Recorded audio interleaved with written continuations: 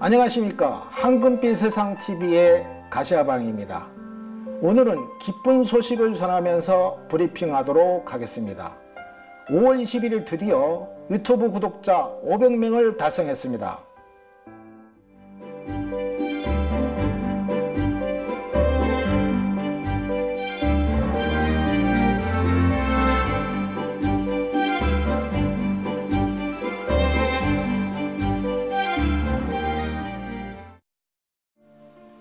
구독자 500명 돌파는 제가 잘난 것이 아니고 구독자 여러분들께서 저희 황금빛 세상TV를 사랑하고 열심히 시청해줘서 달성되었다고 봅니다. 500명 구독자 달성으로 더욱더 새롭고 알찬 정보로서 구독자 여러분들께 보답을 하겠습니다. 그래서 오늘은 500명 구독자 특집으로 어떤 아이템을 할까 하고 고민하다가 평상시 우리가 생각하고 있는 노망에 대해서 포스팅하려고 합니다. 사람들은 누구나 실현하고 싶은 소망이나 이상이 있을 것입니다. 그래서 살아가면서 제일 로망인 토지를 구입해서 자신만이 디자인 주택을 하고픈 마음으로 늘 가지고 사실 것입니다. 그래서 토지를 구입해서 건축이 완성까지 과정을 종합적으로 정리를 해서 프레지 프로그램으로 설명을 하겠습니다. 자, 화면을 보시죠.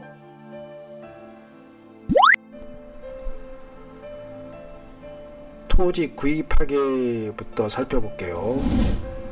제주도 토지 구입하기를 보시면 제주도 토지를 구입하려고 하면 아래 사항을 특히 주의해서 토지를 구입해야 됩니다. 첫 번째, 공문서상 해당 토지와 농지 소유 요건을 점검해야 됩니다. 토지 이용계획 확인원과 지적도를 확인해야 되는데요. 토지 이용계획 확인을 통해서 토지의 용도지역을 알 수 있는데 만약에 자연보전지역이나 보전지구에 속하면 건축허가를 받기가 힘들 수가 있습니다. 또한 지적도를 통해서 해당 토지가 지적도상 도로에 접해 있는지를 확인해야 됩니다. 그리고 2015년 제주도 지자체는 농지기능 강화 운영 지침에 의하여 농지 취득 시 전입신고 후 취득을 하고 1년간 자경기간을 걸친 후 농지 전용 신청을 할 수 있게 되었습니다. 두 번째는 토지가 도로에 접해 있는지를 확인해야 됩니다. 단독주택을 건축하기 위해서는 폭 4m 이상의 지적도상 도로에 해당 토지가 2m 이상 접해야 됩니다. 공동주택은 폭 6m 이상 도로에 해당 토지가 4m 이상 접해야 되고요.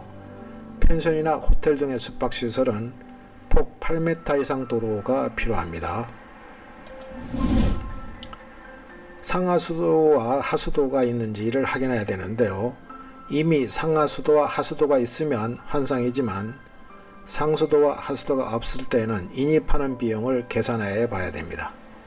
그래서 토지가 시세보다 저렴하고 상하수도가 가까이 있는 곳으로 토지 구입하는 것이 좋습니다.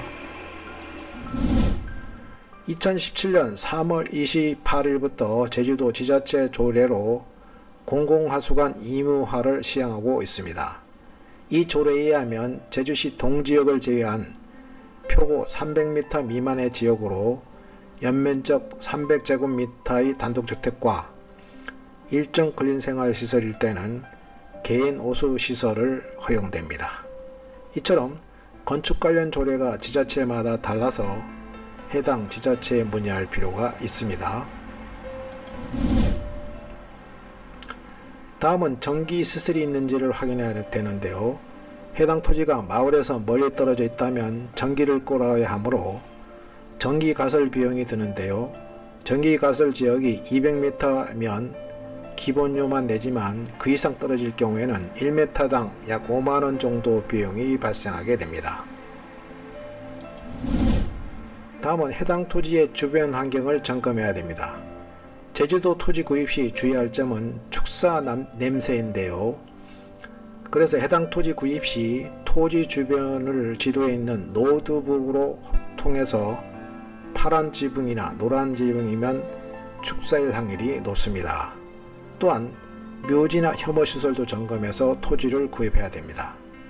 만약에 토지 내에 묘가 무혐고 묘라 하더라도 시청에 신고를 해야 하며 정부 방침에 따라 이장을 해야 됩니다. 다음은 농지 전용 개발 행위를 보시겠습니다. 지목 변경을 위한 전용 허가를 받기 위해서는 농지법에 따른 농지 전용 허가와 국토계획 이용에 관한 법률에 따른 개발 행위 허가 두 허가를 받아야 됩니다. 농업인인 경우 200평방미터 미만의 집을 지으면 별도 허가 없이 신고만으로 대지 전용이 가능하지만 일반인이 농지를 대지로 전용하려면 전용 허가를 받고 개발 행위를 받고 농지 보전 부담금을 납부하시고 형질 변경, 건물의 건축, 준공검사, 지적 측량, 지목 변경 신청의 절차를 거쳐야 됩니다. 대지가 아닌 논이나 밭 또는 과수원을 구입하였다면 우선 집을 건축할 곳의 어느 부분에 어느 정도만큼 전용해서 건축할 것인가를 결정해야 됩니다. 농지 전용 허가 신청은 토목설계사무소를 통해서 신청하면 됩니다. 참고로 농지 보전 부담금은 농지 면적 곱하기 개별 공시지가의 30%입니다. 제곱미터당 상한 금액은 5만원입니다.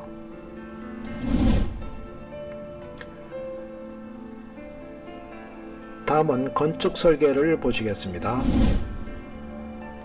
건축설계사무소를 방문해서 건축설계 및 인허가 업무 대행을 계약하면 됩니다. 농지 전용 허가와 개발 행위를 받았다 하더라도 무제한으로 해주는 것이 아니라 형질 변경 목적에 맞는 최소한 면적으로 허가해주는데요. 건물 건축 시 어느 규모까지 건축할지 구상을 해서 설계를 하셔야 합니다. 지금 보시는 화면은 건폐율과 용적률을 보시는데요. 여기에서 건폐율이란 대지 면적에 대한 건축 면적의 비율로 건축 면적의 바닥 면적을 결정하는 것입니다. 그리고 용적률은 대지 면적에 대한 건축물의 연면적 비율로 용적률이 어느 정도에 따라서 설치 규모가 달라지게 됩니다. 따라서 보시는 바와 같이 전용 주거지역인 경우에는 일종 전용 주거는 건폐율이 40%, 용적률이 80%고요. 제2종 전용 주거는 건폐율이 40%, 용적률이 120%입니다. 그리고 1종 일반 주거는 건폐율 60%, 용적률 200%, 2종 일반 주거는 건폐율 60%, 용적률 250%입니다. 3종 일반 주거는 50%입니다. 그리고 용적률은 300%고요. 그리고 준주거 지역은 60%, 용적률은 500%입니다. 중심상업지역은 건폐율이 80%, 용적률이 1300%고요. 일반 상업용 시설은 건폐율이 80, 용적률 1000%입니다. 근린상업시설은 건폐율이 60%, 용적률이 700%입니다. 유통상업지역은 건폐율 70, 용적률 700%입니다. 그리고 전용공업지역은 60%고요. 용적률 200, 일반공업지역은 60%, 용적률 300%, 중공업지역은 60%, 용적률 300%입니다. 다음 보정독지지역은 건폐율이 20%, 용적률 60%고요. 취락구조일 때는 100%입니다. 생산녹지지역은 20%, 용적률 60%, 취락지구일 때 100%고요.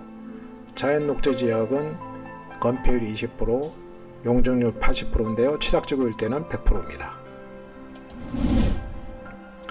다음은 비도시적 관리지역을 보시겠습니다.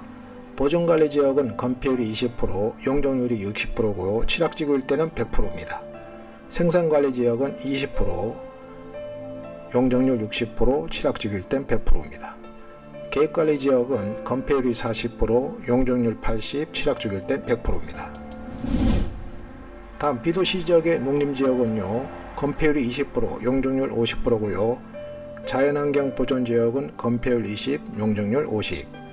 그리고 유원지 시설은 건폐율 60, 용적률 200%. 자연취락지구는 건폐율 60, 그리고 용적률은 각 용도지역으로 참고하시기 바랍니다. 개발진흥지역은 건폐율이 40이고요. 용적률 100%입니다. 한옥인 경우에는 건폐율 40%, 신축시 2층 이하로 제한되고 있습니다. 다음은 건축 절차를 보시겠습니다. 건축 허가 절차를 보면은요, 사전결정 신청을 보실 거고, 건축허가서 제출, 건축허가서 교부, 기존 건축물 철거, 착공신고, 착공, 사용승인 신청, 사용승인, 등기의 절차로 보시겠습니다. 첫 번째 사항인데요, 사전결정 신청입니다. 해당 토지 소유자가 해당 대지에 건축하는 것이 건축법이나 관계법령에 허용되는지 여부를 알기 위하여 신청하는 것으로서 꼭 신청해야 하는 것은 아닙니다.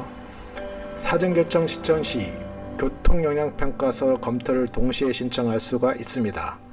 허가권자는 환경성 검토도 협의해야 됩니다. 여기서 주의사항인데요, 사전결정 통지를 받은 날부터 2년 이내 건축허가를 신청 안하면 효력이 상실되게 됩니다. 다음은 건축허가서 신청서 제출인데요, 건축하거나 대수선 용도 변경하고자 할 때는 신청을 해야 됩니다. 기본 설계 도서를 작성해서 허가 신청서를 제출해야 되는데요, 여기서 주의사항은 건축허가 받은 날부터 1년 이내에 해당 건축을 착공해야 됩니다. 착공하지 않으면 취소하여야 됩니다. 건축허가서 교부인데요, 주택채권과 공과금을 납부하면 건축허가서를 교부받습니다. 주의인데요, 건축허가 나면 유효기간은 1년입니다. 만약에 특별한 사유가 있을 때에는 1회 한 해에 3개월 범위 내에 연장을 신청할 수가 있습니다. 다음은 기존 건축물 철거입니다. 기존 건축물이 있다면 철거 예정일 7일 전에 제출해야 됩니다. 건물이 허가 건물일 때는 건축가에 신고하고요, 무허가 건물일 때는 관할주민센터에 신고하시면 됩니다. 다음은 착공신고입니다. 건축주가 제출하는 것으로서 착공하기 전에 감리건축사 및 시공자가 날인 후 착공신고를 하면 그 처리기간은 하루면 됩니다. 착공 전까지 공사계획을 허가권자에게 신고해야 됩니다. 신고하는 가설건축물일 경우에는 생략해도 됩니다. 다음은 착공인데요, 시공자는 설계대로 성실하게 건축해야 하며 공사감리자는 설계도서대로 공사하는지 감리를 해야 됩니다. 다음은 사용 승인 신청입니다. 공사를 완료하고 나면 7일 이내 신청을 합니다. 공사 완료 후 감리 완료 보고서를 첨부해서 신청하면 되고요, 신청서가 접수되면 7일 내 현장 검사를 하고 사용 승인이 나게 됩니다. 신고하는 가설거점일 경우에는 필요가 없습니다. 다음 사용 승인입니다. 7일 이내 사용 후 사용 승인서를 교부해야 됩니다. 사용 검사일부터 해야 할 의무사항에 대한 안내문과 함께 교부합니다. 30일 내 취득세를 납부하시고요, 60일 내 보존 등기를 해야 합니다. 여기서 주의사항인데요, 7일 이내 사용 승인서를 교부하지 않거나 임시 사용 승인 2년 이내 연장을 얻은 경우에는 사용 승인을 얻지 않고도 사용을 할 수가 있습니다.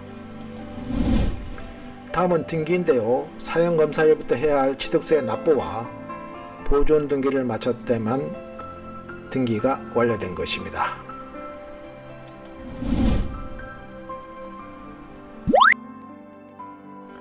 이상으로 제주도 토지 구입에서 건축의 완성까지 전 과정을 종합적으로 포스팅했는데요. 어떠세요? 복잡하시죠? 옛말에 집 한 번 지으면 10년 늙는다는 말이 있듯이 집 한 번 짓는 일이 보통 일이 아닐 것입니다. 그러나 어렵고 힘들어도 사람들이 생각하는 모방에 도전해야 되지 않겠습니까?